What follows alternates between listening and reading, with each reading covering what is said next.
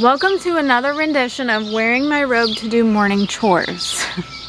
I have got a busy day, not like any other day has been busy.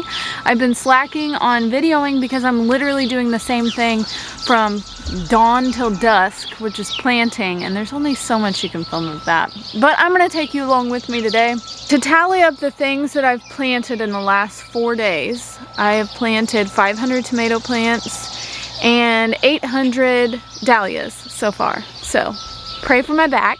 Dixie. Actually don't feel too shabby. By the end of the day I feel shabby, but when I wake up it's fine, so that's good. I am gonna get the day started. So first thing on the list is milking. The girls are in the barn lot, so it makes it really easy.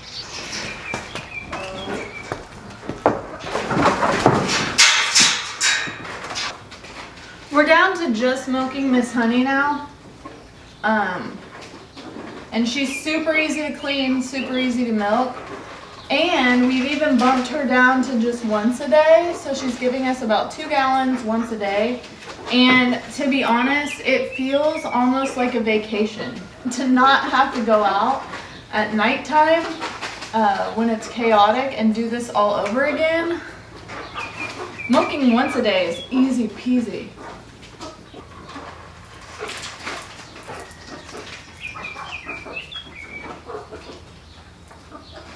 Okay. Goodbye. Have a great day. See you later. Isn't it beautiful back here?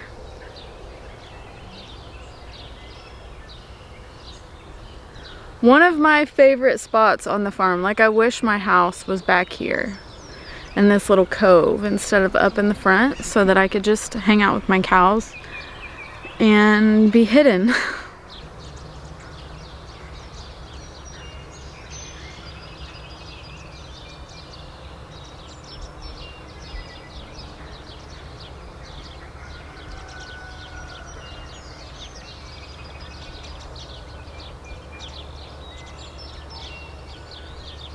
I have way too much stuff to do today to try to process this milk this morning. Probably to get busy and forget it in the freezer anyway. So I'm just gonna feed it to the chickens and they will be happy for a little morning treat. So of course we got a couple roosters in our hen mix. I've got my eye on you, and if you don't want to be dinner, I suggest you choose kindness today. But anyway, we have a couple young roosters that are in this hen flock. We have a couple, well, 3-ish older ones that have always been kind, and I refuse to keep a mean rooster.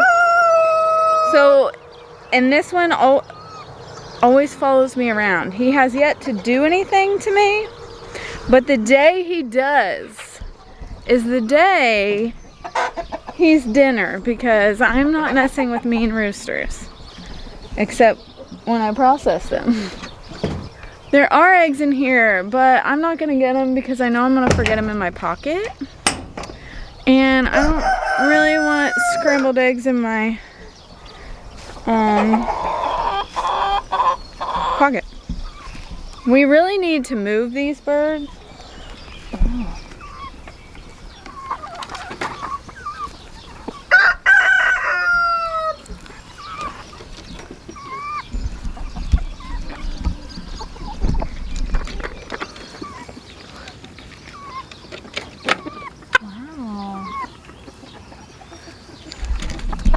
Am I popular or what? I feel popular. Good morning. Hello.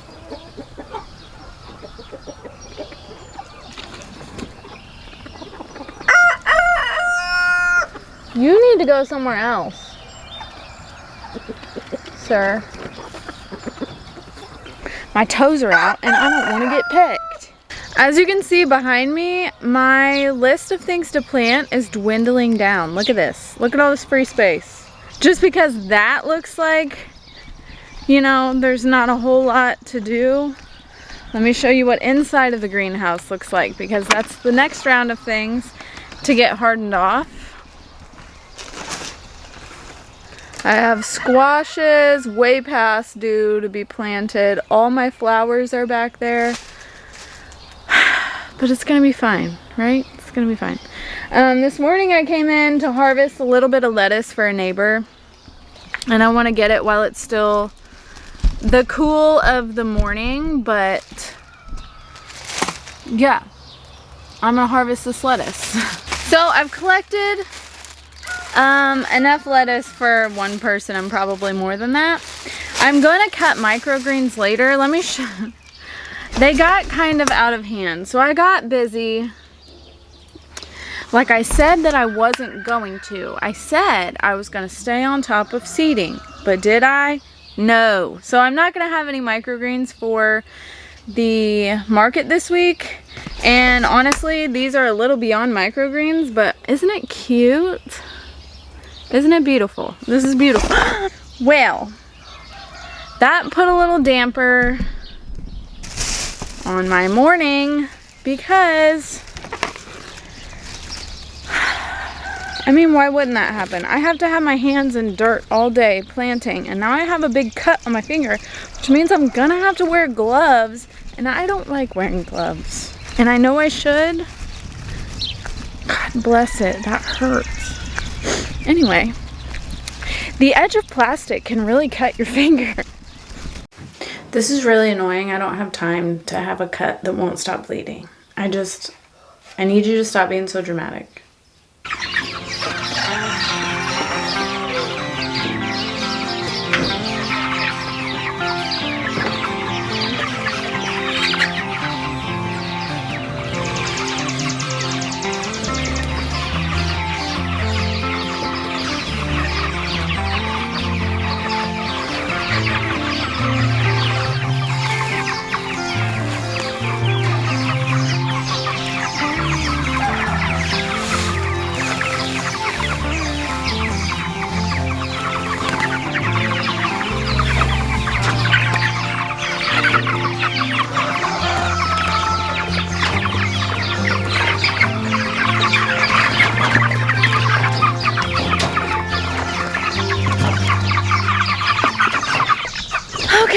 That honestly is an easy chore. It doesn't take long.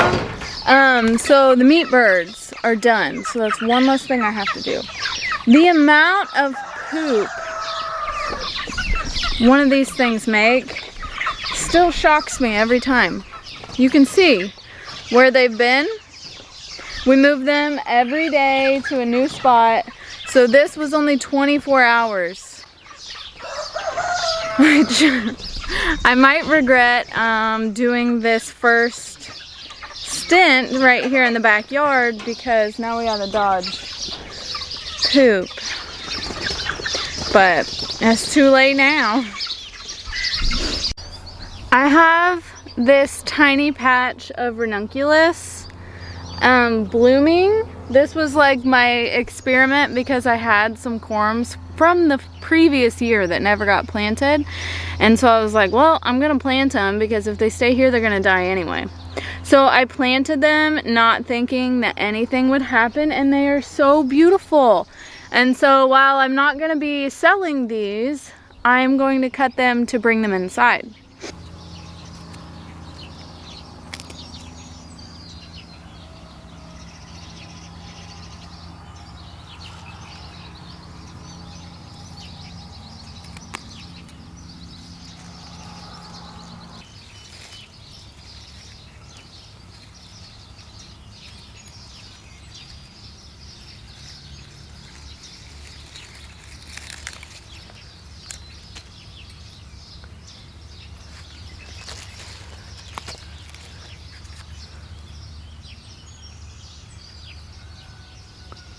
Isn't this beautiful? Like, that looks like a rose almost. And they smell good. Oh my God, my new favorite flower.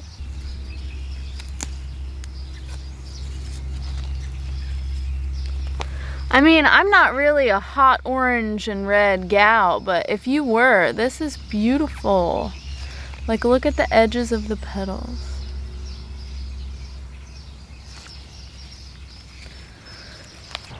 Aren't these beautiful? You cannot tell me that that's not beautiful. Like I said, I'm not a super hot orange and red fan, but it's still pretty. And I never grown them before, but they smell good. It's magical.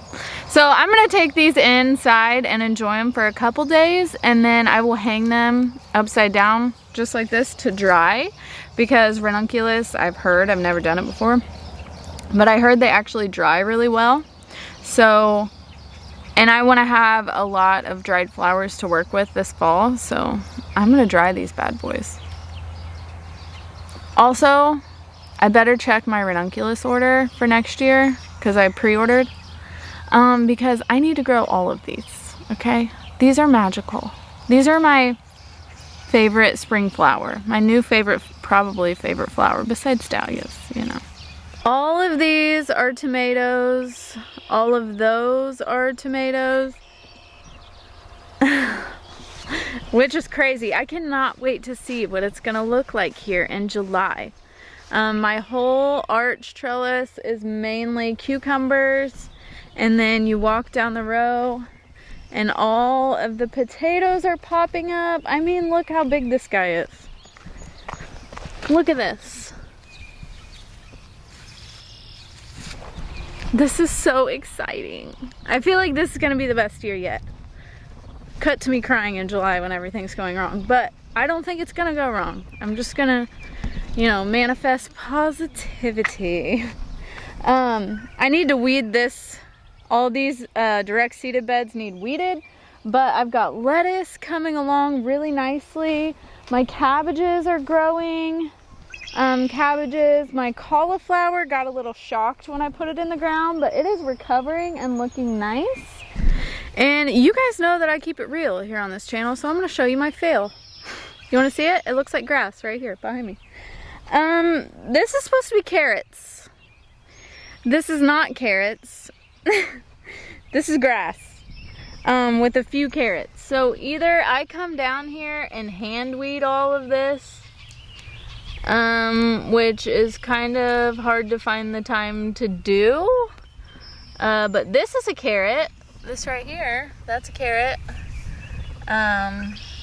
This is a carrot. So there are carrots there, but there's also a lot of grass. So I know what I need to do to fix it, and it's tear this whole bed out and redo it. But gosh, I don't want to do that. I want to save it. It's gonna take so much weeding. Maybe I should just dedicate an hour and weed this bed. So yeah, I'll show you my successes, but I'm also gonna show you my failures. What I'm gonna do in the future, and what I should have done, but I just didn't have it then. And I knew better. I knew that I should have done this. Is what you do is you create a stale seed bed. So whether you till or not, I'm probably going to tarp this. So kill everything with the tarp and then start over. But you seed your carrots in a nice, you know, weed-free bed. You cover it with the row cover, which I did. But then the step that I missed was about day 5 or 6, you come back, you take the cover off, and you flame weed. So you use like a propane torch, and you weed it so that it kills all the emerging weeds. And then your carrots have a nice weed-free bed to germinate in, and they should be germinating the day or two after you flame weed, which is what I'm going to do for the future. I didn't get it done this time, and now I know why people say to do that, because this is awful. In these other direct seeded beds, I have peas coming up with grass, so I need to weed this again. But I need to get the trellis up because they're starting to send up their tendrils, so they'll need something to climb up. The next bed, I did weed once, but it needs weeded again. So I've got little kale babies coming up, some grass, I'm growing that really well, some lettuces, so I'll come through with a little wire weeder and weed that. Ooh, I haven't been down here in a couple days because I've been so busy transplanting. The next row is spinach, and then it's looking lovely. That's grass. But I've got half a bed of spinach. And then, you know the thing that you do when you're like, I'm just gonna seed it and I'll remember what I seed. You don't. I never do. I don't know why I do this to myself every single time. But I do know what seedlings look like. And this next row is my beet row. So I've got lots of beets coming up. That's a spiny pigweed. That's a grass. Beets, beets, beets. That's looking lovely. And then behind me you can see my beans that are popping up. I sowed one full bed of, I think it's Provider bush beans, which is a basic green bean. And then the other whole row is my favorite. It's the Dragon Tongue bush bean. So, but I didn't come here to do a garden tour, although I think I am going to shoot a garden tour this weekend to just show you what I got going on in May so that I can have a little record of it for myself. But you can see all the cherries behind me. So I've got 1, 2, 3, 4, 5, 6, 7 rows of cherries. And then you can see this whole field of slicers behind me. This is gonna be magical, you guys. Magical. So many tomatoes.